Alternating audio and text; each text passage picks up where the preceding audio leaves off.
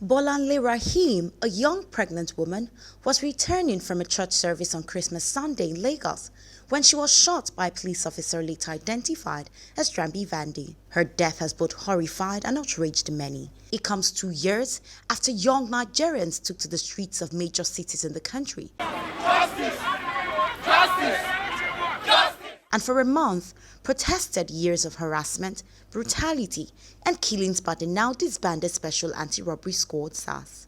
The authorities had promised to institute necessary reforms to ensure responsible policing, but 2 years after, nothing seems to have changed.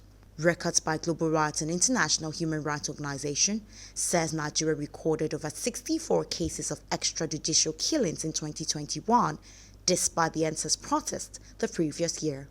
2022, for instance, there have been a number of extrajudicial killings recorded in Lagos State alone. In July 2021, one Jumoke Oyeleke was reportedly killed by a stray bullet during a rally organized by a group under the umbrella of Yoruba Nation.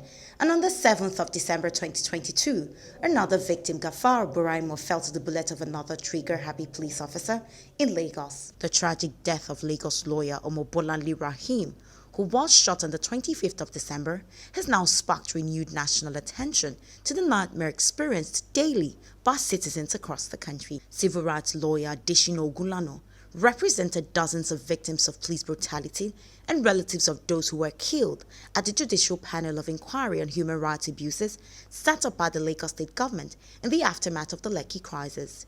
He says the continuous killing of unarmed citizens by law enforcement is as a result of the failure to implement the recommendations made by the panel. The hypocrisy, the denial of the Lagos State government, rejection of that particular verdict of the panel is the reason why you have a continuation of the brutal attacks, the gruesome killings of Nigerians, what to call extrajudicial killings by the police.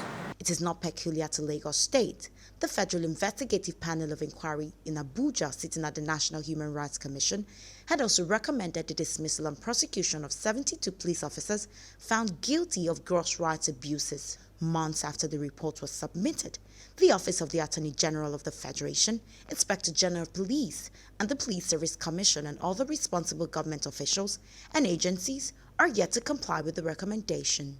The recommendations of the panel, in the large part, had not been implemented.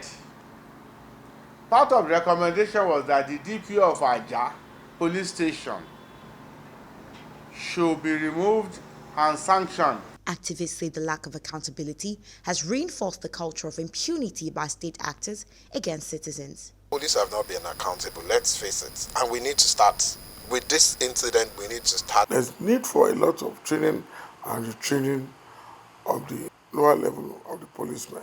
And back in Lagos, the police insists it is doing all it can to ensure its personnel are in their best behaviors. If we record incidents where one or two people deviate from the norm and do what is wrong, yes, we single them out and make sure they face disciplinary measures. Part of reform recommendations is a regular mental evaluation of law enforcement personnel. It's of essence that the government should wake up at this point in time to begin to do medical examination of its officers, begin to ascertain who is fit to carry gun, who is not fit to carry gun. Until the authorities take comprehensive steps, there is the fear that Bolanle's death may end up being just another statistic. Chiamaka Uche, ART News, Lagos.